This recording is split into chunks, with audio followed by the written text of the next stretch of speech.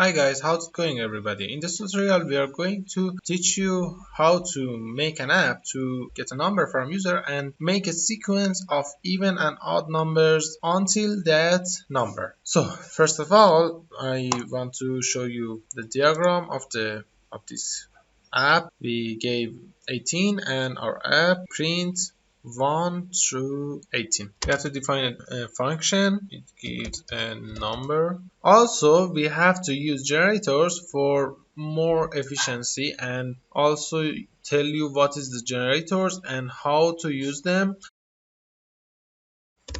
If I divisibility by 2 show it's even or odd.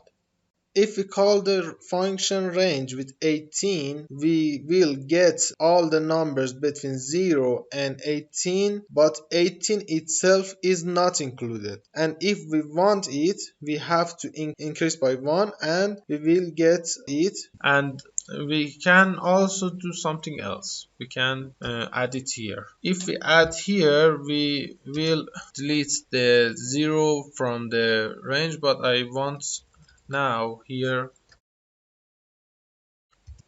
even I is an integer and we have to convert it to str to prevent the errors. Yield two spaces, some better UI. So if we run this function, we get a 0 included sequence of even and odd numbers. We want to exclude the 0. How can we do this? The harder way is to do something like this. If I equal 0, continue. It will escape the 0. If I equals 0, we escape one loop, okay?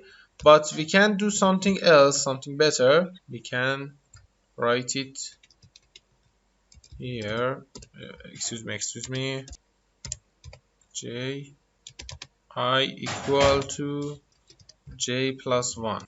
It's another way. We have to erase it. We don't need that. Also, there is another way. We can use the range itself, a start, a stop, and a step. We can use 1 to number plus 1. It's the easiest way. And here I again. Another tip I need to mention is the yield keyword. Yield keyword is the equivalent of a return keyword, but return keyword is for normal functions, but yield keyword is for the generator functions. It collects all the things that we yielded and make a sequence from them. Now we want to call the function. First, we need to get the number. And we need to convert it to integer and then pass it to even odd, and we print it to show you what's the output of a generator, but it's not the final result. For example 18, look at this generator object even odd at address. It's address in memory, and how we can use the different values. It's a iterator, and we can iterate through this using loops for item. In even odd number, print item, and now it's better.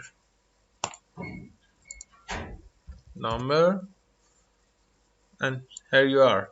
The result is here. 1 is odd, 2 is even, and everything is going well. Thank you so much for watching this video. Please like and subscribe if you enjoyed.